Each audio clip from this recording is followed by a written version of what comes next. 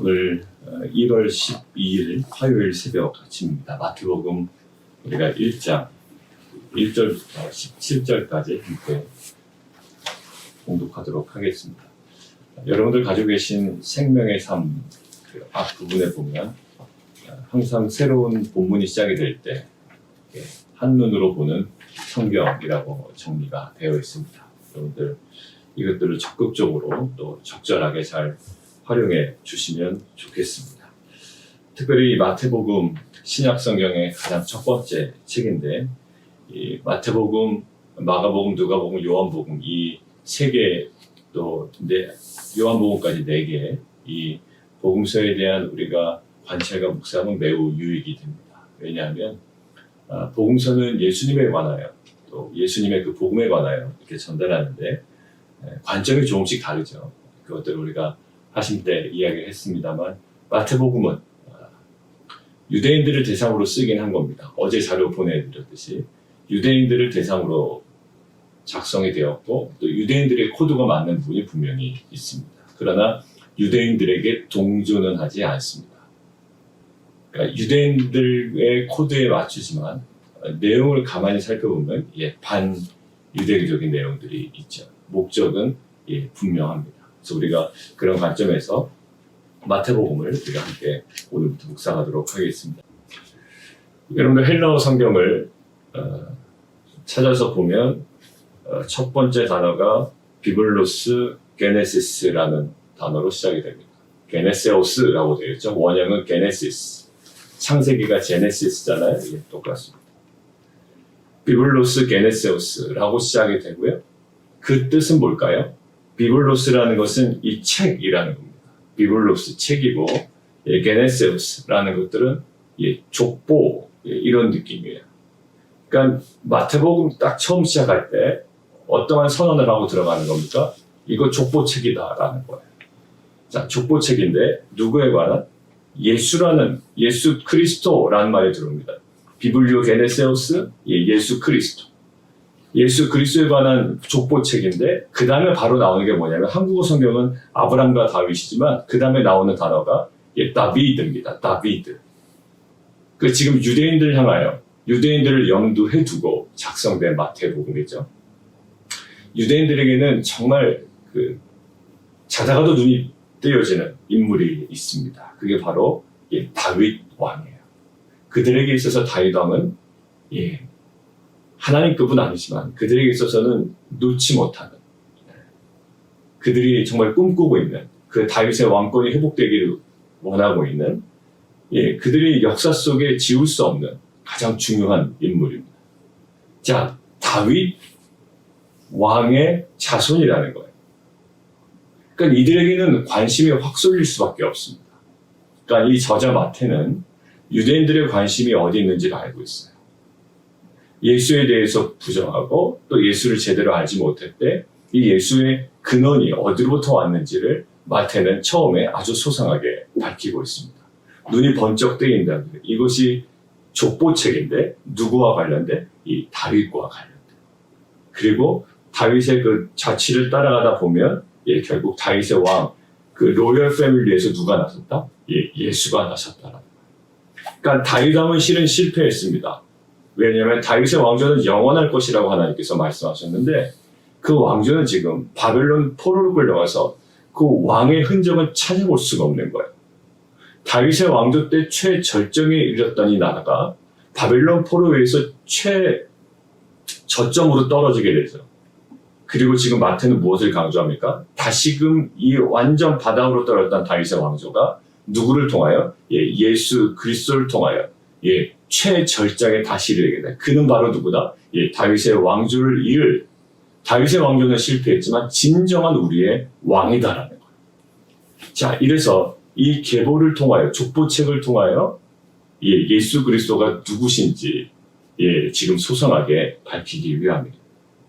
자, 그래서 이 계보책에 명암이 있고요.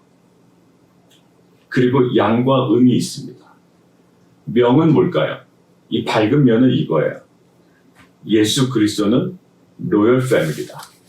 왕적 계복이다라는 것들을 강조합니다. 그 중심에 누구를 둔다고요? 예, 다윗을 둡니다. 여러분들 오늘 여러분들 가지고 계신 큐티책에 제가 하심 때 항상 말씀을 드렸죠. 이 14라는 의미가 이런 의미일 수 있습니다라고 말씀드렸어요. 여러 가지 설 중에 하나입니다. 근데 제가 하심 때는 그 뒷부분에 있는 내용을 가지고 말씀드렸죠. 한번 보실래요? 바벨론 포로부터 그리스도까지 설명이 되어 있는데 이렇게 되어 있습니다. 히브리어 알파벳에는 수가 부여되어 있는데 다윗이라는 철자, 다비드라는 철자에는 다비드, 그러니까 달렛, 사, 밥, 우리 발음으로는 비읍이죠. 그 다음에 다시 달렛. 그래서 4, 6, 4에서 다비드 할 때 이 사람들이 다윗 하면 14라는 숫자를 자연스럽게 유대인들이 생각을 할 수 있단 말이죠. 그러니까 의도적으로 14로 끊습니다. 실은 우리가 하심탐사 구약 때 구약의 왕들을 순서대로 외웠지만 실은 다 드러나지 않아요. 의도적으로 일부의 왕들을 누락시킵니다. 왜 누락시킨다고요? 14를 맞추기 위해서. 여기 보면 요람은 우시아를 낳고 8절에 되어 있는데 요람에서 우시아로 넘어갈 때요. 아하시아도 빠졌고 요아스도 빠졌고 아마샤도 빠졌어요. 3명이 빠졌대요. 우리가 순서대로 왕을 외웠지 않습니까? 그 3명이 빠지고요. 또 나중에 요시아는 여고냐로 넘어갈 때 여고냐가 여호야긴이라고 보통 우리가 이해하고 있는데 그 사이 여호야김이 빠져버렸습니다. 바로 손자로 넘어가 버린 거예요. 그러니까 중간에 의도적으로 누락시킨 게 실수가 아니라 무엇을 맞추기 위해서? 14라는 대수를 맞추기 위해서. 근데 왜 14가 중요할까요? 다윗의 이름을 상징하는 14로 의도적으로 끄는 거죠.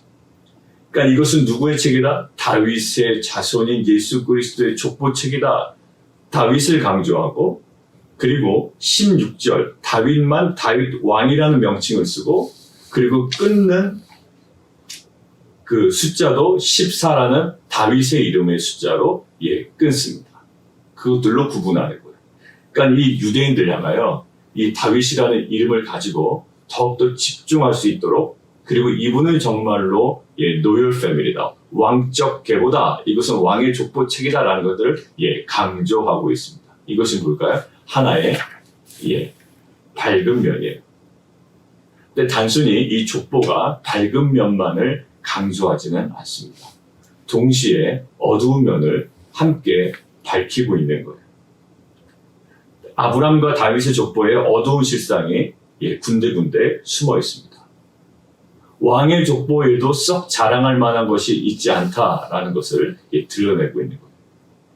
유대인들이 자랑하던 이 다윗의 혈통 그리고 아브라함의 계보 이거 순수하지도 않고 순결하지도 않았어라는 것들을 마태는 의도적으로 흘립니다. 왜 의도적이라고 하냐면 보통 패턴을 보십시오. 이 패턴을 보면 아브라함이 이삭을 낳고 이삭은 야곱을 낳고 이렇게 누구는 누구를 낳고로 가는데요. 의도적으로 하나의 표현이 들어간 요소가 있어요. 3절 보면 유다는 베레스와 세라를 낳고 라고 해도 무방한데 의도적으로 거기 보십시오. 다말에게서라는 거예요. 그럼 아브라함은 사라에게서 이삭을 낳고라고 해야죠. 보통 패턴대로 한다면 아브라함은 사라에게서 이삭을 낳고 근데 그렇게 표현하지 않다가 3절 유독 유다는 다말에게서 베레스와 세라를 낳았다. 그러면 그 패턴이 바뀌었나? 계속 유지되나? 그렇지 않아요. 베레스는 헤스로를 낳고 헤스로는 람을 낳고 람은 아미나답을 낳고 아미나답은 나손을 낳고 이제 패턴 다시 바뀌었나 보다. 근데 다시 패턴이 또 바뀌어요. 나손은 살몬을 낳고 살몬은 거기 보세요. 라합에게서 갑자기 또 들어가요. 라합에게서 보아스를 낳고 보아스는 다시 룻에게서 오벳을 낳고 그러면 이 패턴 바뀐 패턴 또 유지되나? 근데 오벳은 누구에게서가 또 빠져요. 그냥 이새를 낳습니다. 이새는 다윗 왕을 낳고 다윗은 또 패턴이 갑자기 들어가요. 자, 우리아의 아내에게서 솔로몬을 낳고 그러고 나서 패턴이 이제 다시 복귀합니다. 누구에게서 그런 말이 등장하지 않아요. 그러다 맨 마지막 16절 야곱은 마리아의 남편 요셉을 낳았으니 마리아에게서 그리스도라 칭하는 예수가 나시니까. 자, 결정적으로 그 몇 군데에 보통의 패턴을 깨고 들어오는 그 표현이 있었습니다. 그게 누구누구에게서라는 거예요. 여러분들이 이미 잘 아시지만 이 다말, 그리고 라합, 그다음에 룻, 우리아의 아내, 이것들은 과연 왜 마태가 넣었을까요? 다분히 의도적입니다. 그죠? 보세요. 처음에 다윗의 혈통, 계보를 얘기할 때 굉장히 밝은 면을 주목해요. 이것은 다윗의 계보다. 다윗의 족보책이다. 그리고 노열 패밀리다. 그리고 14, 다윗의 이름으로 구분을 합니다. 사람들이 다윗에 집중할 수 있도록 해요. 야, 이것은 우리가 정말 그토록 원했던 영원할 것이라는 다윗의 왕조가 다시금 회복되나 보다. 그리고 그 정점에 예수 그리스도를 넣는 거예요. 거기까지는 좋은데 그 중간에 의도적으로 누구누구에게서 선택적으로 사용하는 그 면면이 부끄러운 면이라는 거예요. 다말은 누굴까요? 다말은 어느 여인입니까? 가나안 혈통을 갖고 있고, 라합은요 여리고 사람입니다. 룻은요 여러분들 아시다시피 모압 여인이죠. 그리고 우리아의 아내라고 표현한 건 뭘까요? 밧세바라고 해도 되는데 왜 우리아의 아내라고 이 마태는 의도적으로 그렇게 썼을까요? 여러분들 한번 생각해 보세요.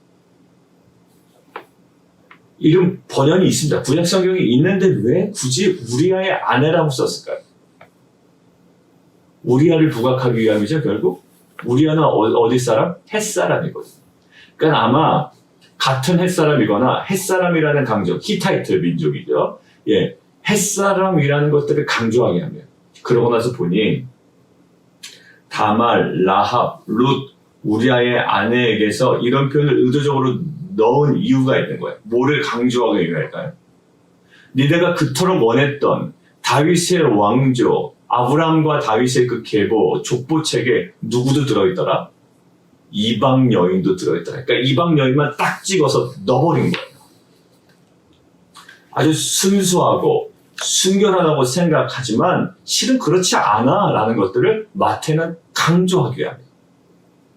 넣으려면 다른 여인도 다 넣어야 되는데 아주 의도적으로 이방적 요소가 있는 여인들만 콕콕 찍어서 거기에 삽입을 해버린 겁니다. 결국 이것을 통하여 마태를 통하여 정말 하나님께서 강조하시는 건 뭘까요? 이스라엘뿐만 아니라 이방의 혈통과도 연관을 갖고 이 땅에 오신 예수 그리스도를 강조하신 거죠. 그러므로 인하여 우리에게 주는 은혜는요. 이것은 예수는 누구뿐만 아니라 혈통적 이스라엘뿐만 아니라 누구를 위한 이방인을 위한 그리스도도 되신다는 것을 아주 분명하게 선언하는 겁니다. 이것은 그냥 혈통적 이스라엘, 아브라함과 그 다윗으로 이루어지는 그 혈통적 이스라엘을 위해서만 오신 분이 아니라 예수 그리스도는 누구를 위해서도 이방을 위해서도 오신 그리스도가 되신다는 것들을 분명하게 선언하는 겁니다. 또 다른 어두운 면이 있습니다. 뭐냐면 다말의 행위를 볼까요? 다말은 유다에게서 낳는데요. 그러니까 유다는 다말에게서 아이를 낳는데 그게 뭘까요? 시아버지예요. 다말에게서 유다는 시아버지입니다. 며느리라고. 그러니까 시아버지와 며느리의 육체적 관계를 통하여 자손이 나온 거예요. 라합은요. 창기입니다. 그러니까 우리가 이 사람 거룩하다라고 얘기할 수 없는 거예요. 그리고 두 사람의 관계가 참 거룩했습니다라고 이렇게 차마 이야기가 하고 싶지가 않은 거죠. 자, 그런데 한국의 어느 학자는 이것을 정상적이지 못한 결혼 생활에 경력이 있는 여인들과 연관을 갖고 이 땅에 오셨다. 결국 죄인들의 요소를 부각하기 위함이다라고 이야기하고 어떤 분은 또 아니라고도 이야기해요. 왜 그러냐면 룻의 재혼을 막 그렇게 몰아갈 수는 없거든요. 그리고 다말 같은 경우는 다말이 오히려 의로운 선택을 했다라고 이야기를 받고 있고, 그러니까 그 죄인 막 이렇게까지는 않아요. 그런데 이것을 좀 넓게 보면, 이 죄인의 속성이 있고요. 다윗같이 볼까요? 다윗은 뭐였죠? 우리아의 아내 밧세바와 간음을 합니다. 그러니까 이것은 다윗의 책임이지 여자의 책임이냐라고 이야기할 수 있을지 모르지만 실은 이게 누구의 책임 소재를 떠나서 그 모든 분위기와 절차와 과정 속에 어떤 속성에 정상적이지 못한 속성들이 들어있어요. 그러니까 여인을 정죄하기 위함이 아니라 다윗에게도 어떤 거죠? 나단 선지자를 통하여 굉장히 혼납니다. 그 일에 대해서 하나님께서 분명히 짚고 넘어가신다고요. 그만큼 그 죄인된 속성이 분명히 담겨져 있는 족보예요. 그러니까 두 가지를 강조합니다. 하나는 이방을 위한 그리스도도 되신다는 것들을 선언하는 거고요. 결국 이렇게 정상적이지 못한 결혼 생활의 경력이 있는 모든 여인들, 또 창녀, 또 분명히 남편이 있지만 간음을 하고 또 간음을 통해서 아이를 낳고 또 재혼을 한 정말 그 모든 관계 속에서 이 죄인들을 위한 그리스도도 되신다는 것을 동시에 선언하고 있는 거예요. 자, 여러분들 그 스트락과 빌러백이라는 그 신학자들은 두 분은 공통적으로 이렇게 설명했어요. 이 계보는 다윗에 가서 힘의 절정을 이룬다. 그리고 이 절정을 이뤘던 이 계보는 갑자기 바벨론 포로까지 최저점으로 떨어진다는 거예요. 아까 설명드린 대로. 그 다음에 어디까지? 점차적으로 예수 그리스도에 가서 최절정을 이룬다는 거예요. 여러분들 이 라인이 이렇게 가질 않아요. 이렇게 정확하게 비례직선으로 가지 않습니다. 가다가 꺾여요. 완전 바닥을 쳐요. 그리고 거기서 다시 상승하는 분위기예요. 그리고 나서 이 족보책에 그 담겨져 있는 내용도 명암이 있고요. 그 다음에 양과 음이 있다. 밝은 면이 있고 어두운 면이 있어. 근데 이것을 보면 이걸 가지고 우리가 오늘 무엇을 묵상하기를 원하냐면 우리의 인생도 실은 마찬가지야. 예수 그리스도의 계보에 누가 들어있어요? 이렇게 좀 떠올리기 쉽지 않은, 굳이 넣지 않아도 되는 이방 여인들이 들어가 있어요. 그리고 그들과 또 다윗 왕가의 어떤 정상적이지 못한 간음의 관계 속에서, 그리고 나중에 재혼하게 된 그 이후에 태어난 여러 가지 자손들도 있습니다. 그러니까 밝은 면이 있지만 동시에 굉장히 어둡고 부정적인 면이 있다. 그게 누구의 인생이었어요? 이것들을 온 몸으로 안고 이 땅 가운데 오신 분이 누구예요? 그 모든 것들을 부정하지 아니하시고 그것을 다 온몸으로 끌어안고 이 땅 가운데 오신 분이 예수 그리스도. 결국 이스라엘의 왕이기도 하시고 이스라엘의 그리스도이기도 하시지만 동시에 이방인을 향한 그리스도도 되신다라는 것들을 아주 출생서부터 이 계보로부터 분명히 선언하신 것이고, 그리고 죄인들을 위한 그리스도도 되신다는 것들을 분명하게 선언하신 거예요. 누구만을 위한 것이 아니에요. 그 역사에 보면 어떻게 보면 굉장히 밝히고 싶지 않은, 세상적으로 얘기하면 콩가루 집안의 모습이 여기 안에 들어있는 겁니다. 우리 인생 마찬가지. 우리 인생에도 명암이 있어요. 밝은 면이 있고요. 그렇지 못한 면이 있다. 굳이 들춰내고 싶지 않은 면이 있어요. 어떤 면은 우리가 좀 자랑하고 싶은 어떤 요소들도 분명히 있을 겁니다. 그것이 우리의 인생이에요. 근데 그것이 우리의 인생의 모습만은 아니었다는 거예요. 바로 온 인류의 구원자 되시는 예수 그리스도의 모습이 바로 우리와 똑같이 그 명암이 있다는 거예요. 근데 이 명암이 있지만 결국 예수님께서 어떻게 오셨어요? 결국 왕으로 오셨어요. 이 모든 것들을 해결하고 이 모든 죄인들을, 이방인들을, 또 이스라엘을 구원하기 위하여 진정한 메시아로 이 땅 가운데 진정한 우리의 왕으로 오셨다는 거죠. 자, 이 명암이 있는 역사 속에 결국 누가 이 모든 것들을 구원하시고 해결하시고 진정한 메시아 예수 그리스도예요. 누구는 굉장히 꽃길만 걸은 것 같지만요, 실은 삶을 다 들춰보면 다 각자만의 명암이 있어요.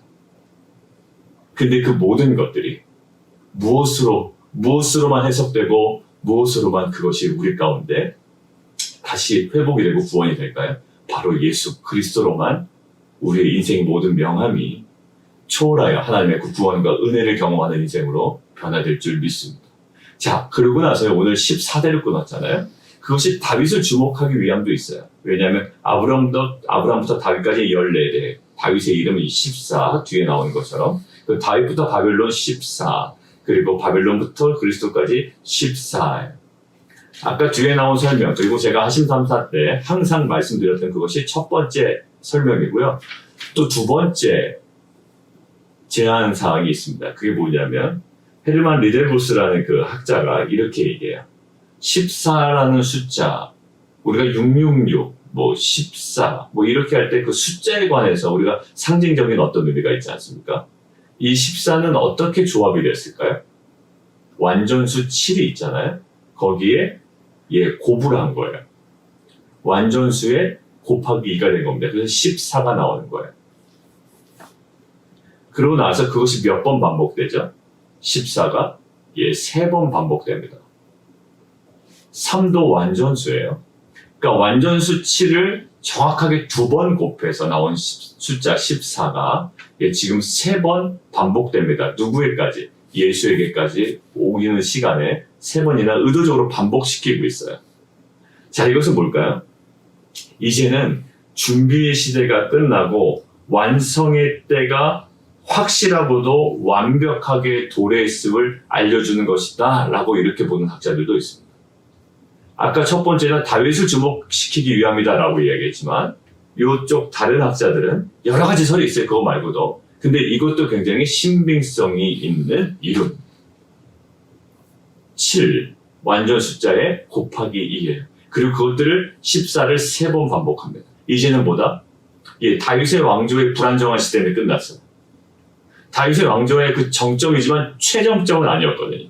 오히려 바벨론의 포로를 완전 최저점으로 바닥을 칩니다. 뭔가 불안해요. 다윗의 왕조는 영원할 거라는 하나님의 약속이 성취되지 않은 것 같단 말이에요. 분명히 하나님께서 다윗에게 약속하신 겁니다. 너의 왕조 영원할 거야. 근데 웬걸? 영원하지가 않은 거예요. 근데 이것들을 아주 완벽하게 이 모든 준비 기간을 끝내고 준비 시대를 끝내고 완성의 시대를 아주 확실하고 완벽하게 도래했음을 무엇을? 14의 3번 반복을 통하여 지금 선언하고 있거든요. 결국 의도적으로 일부의 왕들을 다 누락시키면서도 그런 희생을 감수하고도 14를 맞춰서 결국 준비 시대를 종결하고 지금은 어떤 시대다? 성취의 시대라는 거예요. 여러분들 두 가지를 묶어서 다시 한번 묵상합니다. 우리들의 인생은 뭐가 있어요? 명암이 있습니다. 여러분들 이때도 분명히 하나님의 언약의 말씀이 살아있던 때예요. 누가 들어올 때? 다말이 들어올 때도 그렇고요. 라합이 들어올 때도 있고요. 룻이 들어올 때도 있고요. 우리의 아내가 들어올 때도 아브람 이후로 왜 아브람부터 했을까요? 아브람부터 언약의 관점으로 볼 수가 있거든요. 아브람과 약속을 맺은 것들이 계속 지금 다윗을 통하여 이어지고 있다고요. 그리고 다윗을 통하여 정점에 이룰 줄 알았더니 그것은 불완전했어요. 언약은 살아있지만 언약은 주어졌지만 여전히 준비 기간이에요. 불완전 시대예요. 우리 인생도 마찬가지입니다. 우리에게 언약의 말씀은 주어졌지만 여전히 준비 기간인 것처럼 보여요. 그리고 여전히 불완전해요. 명암이 있어요. 실수도 있어요. 이상한 흔적들도 있단 말이에요. 그러면서도 우리에게는 무엇이 있다? 예수 그리스도의 복음이 있고 오늘 하나님께서 우리에게 명확하게 선언하시는 건 뭐냐면 이제는 준비 시대를 종결하고 성취의 시대임을 우리 가운데 확증하시는 거예요. 그럼 우리 천국 갑니까? 물론 천국 가지만 지금 얘기하는 준비 시대가 끝났다는 것은 우리에게 보이는 어떤 가시적인 어떠한 부분일 수 있어요. 궁극적인 인생이 성취가 된다는 것은 아니지만 우리가 하나님께 받은 어떤 언약의 일부분이 있습니다. 2021년에 우리가 기대하는 것들이 있고요. 또 강하고 담대하라고 우리에게 주신 말씀을 통하여 우리로 하여금 뭔가 이렇게 붙잡을 만한 은혜들이 있단 말이에요. 근데 오늘 마태복음을 통해서 하나님께서 분명히 얘기하십니다. 무슨 기간이 끝났다? 준비 기간은 끝났다. 7 곱하기 그런 어떤 완전한 숫자의 곱하기 2의 3번 반복을 통하여 이제는 준비 기간의 시대가 끝나고 이제는 성취의 시대임을 하나님께서 우리에게 선언하시는 거예요. 그리고 여호수아를 통해서는 약속의 땅에 대한 언약이 불완전했지만 이제는 어떻게 여호수아를 통해요? 그것들이 성취됩니다. 저는 개인적으로 이것이 굉장히 깊이 묵상이 되는 거예요. 왜냐하면 여호수아를 통해서 분명히 우리에게 강조되는 것은 어떤 면일까요? 모세에게 주어진 언약이 여호수아를 통해 성취되는 것들을 우리에게 보여주는 거고요. 지금 마태복음 이 가장 처음 첫 장에 지금 포문을 여는 것은 뭘까요? 아브라함에게 주어졌던 언약, 다윗에게 주어졌던 언약이 바벨론 포로로 완전히 몰락하게 되거든요. 꿈꿀 수 없는 상황까지 가게 되는데 이것이 다들 준비 기간이었고 이제는 그 언약의 성취를 보는 거예요. 누구를 통하여? 예수 그리스도를 통하여. 이제 또 다른 메시아 필요합니까? 필요하지 않아요. 유대인들은 필요하다고 생각하지만 이제는 필요하지 않아요. 누가 다시 오실 필요가 없는 겁니다. 이제는 언약의 성취의 시대를 우리가 살아가고 있고요. 마지막 남은 언약, 예수님의 다시 오심을 기다리는 자로 살아가고 있다. 그렇게 구약 시대에 많은 사람들이 고대하던 그 메시아의 탄생이 지금 성취되어서 준비 기간은 끝났습니다. 마태는 그것을 강조하고 싶었던 거예요. 이제 구약에 대한 어떤 이미지를 갖고 있지 말라는 거예요. 구약에 대해서 유대인에 관하여 굉장히 친화적으로 시작했지만 결국 그 시대에 끝났고 이제는 새로운 시대가 열렸다. 준비 기간은 끝났고 지금은 성취의 시대다라는 것들을 지금 명확하게 족보를 통하여 강조하고 있는 겁니다. 사랑하는 성도 여러분들, 우리 인생에 굉장히 그 진통을 겪었던 그 준비 기간이 있을 거예요. 어떤 사역이든 또 어떤 자녀와의 관계든 또 자녀의 진로이건 뭐 어떤 사업과 직장과 여러 가지 진로 가운데 나의 욕심이 아니라 하나님께서 주셨던 그 말씀이 있다고. 근데 이것들이 성취의 시대까지는 우리가 보지 못한 거예요. 뭔가 준비 기간인 것 같고 아직도 부족한 것 같고 모자란 것 같고 근데 하나님께서 우리에게 오늘 명확하게 얘기하십니다. 준비 기간은 끝났고 이제는 성취의 시대가 도래했다라는 것. 그리고 여호수아를 통해서도 모세에게 준 언약이 계속 준비되어지고 광야 40년 동안 스트러글이 있었지만 여호수아를 통하여 그것이 하나하나 이제 하나님에 의해 성취되고 있습니다. 그러한 은혜를 가지고 또한 그러한 기대감을 갖고 뭐에 대한 언약하신 대로 이루실 하나님 그리고 이루실 때까지 함께 하시는 하나님 또 새로운 시대를 향하여 우리에게 변화를 요구하실 때 말씀에 근거하여 변화를 수용함을 통해 그리고 새로운 시대 앞에 이제는 우리의 요단 동편의 어떤 은혜에서 떠나 이제 서편을 향하여 요단을 건널 수 있는 이 우리의 대가 지불을 통해 이러한 새로운 시대, 이 성취의 시대를 우리가 영적으로 맞이하고 경험하는 귀한 공동체 되기를 원합니다. 우리 함께 기도하겠습니다.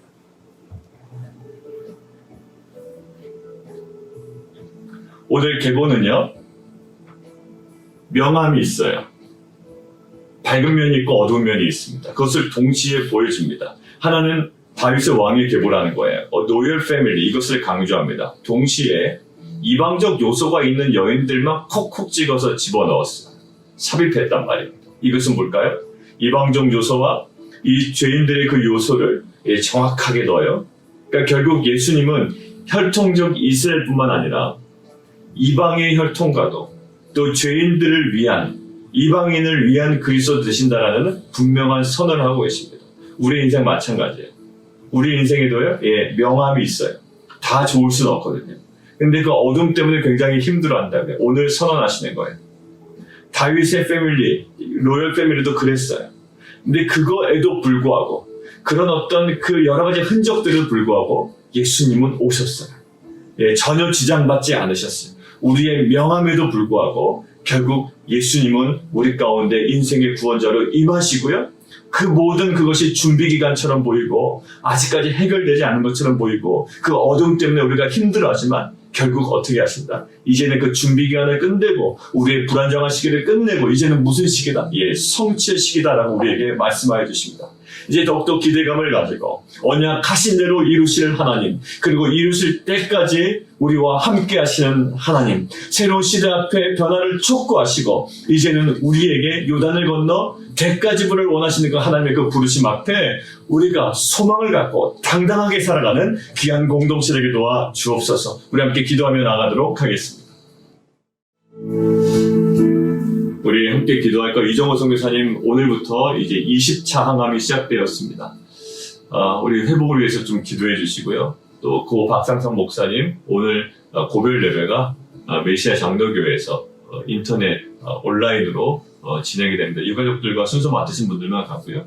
예, 온라인으로 들어지게 됩니다. 그 장례 예배와 또 15일에 있는 모든 학원 예배 그리고 또 우리 유가족들 천국에 대한 소망으로 덮어 주시옵소서. 함께 좀 기도해 주시고요. 또 코로나로 지금 확진되고 또 여러 가지 좀 육체적으로 힘든 가운데 계신 우리 성도님들 또 경증에서 빨리 회복될 수 있도록 위해서 좀 기도해 주시면 좋겠습니다. 우리 함께 기도하며 나가도록 하겠습니다. 유대인들이 그토록 자랑하던 그 아브람과 다윗의 족보가 이야기가 나옵니다. 무너질 줄 알았던 그 다윗의 왕조가 결국 명맥을 유지할 뿐만 아니라 진정한 왕이 오셨다라는 선언입니다. 그러나 그 왕의 족보 안에 이방인의 여인들, 그 죄된 모습들이 고스란히 담겨 있습니다. 명암이 있습니다. 다윗의 왕조는 흔들거리고 포로로 끌려가고 여전히 불완전하고 계속적인 준비기간 같지만 마태는 오늘 선언합니다. 이제는 준비기간이 끝나고 이제는 성취의 시대가 돌아있다. 메시아를 통하여 그 명암을 해결하고 모든 인류를 구원하기 위한 예수 그리스도의 오심을 선언합니다. 주님, 우리가 여호수아를 통하여 그리고 이 마태복음을 통하여 우리에게 주시는 분명한 음성을 붙잡기를 원합니다.